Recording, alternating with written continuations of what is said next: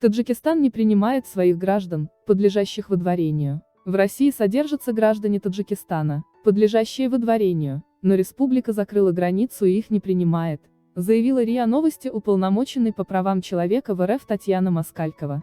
Омбудсмен пояснила, что в настоящее время они содержатся в центрах временного размещения иностранных граждан в России.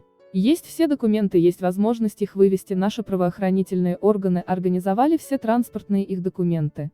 Но государство закрыло границы и их не принимают, приводит РИА Новости слова Москальковой.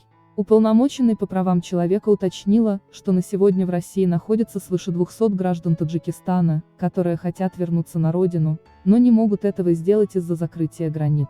По ее словам, в связи со сложившейся ситуацией Россия намерена провести переговоры с посольством и омбудсменом Таджикистана. 10 апреля власти Таджикистана ввели временные ограничения на въезд и выезд всех иностранных граждан и лиц без гражданства на территорию республики. Речи о гражданах Таджикистана не идет.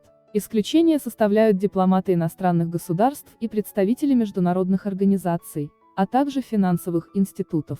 МИД Таджикистана сообщает, что в случае возникновения необходимости выезда из Таджикистана иностранных граждан, не входящих в перечисленные категории, Республиканский штаб по предотвращению проникновения и распространения COVID-19 готов рассмотреть официальное обращение государств их принадлежности, в том числе по организации чартерных авиарейсов.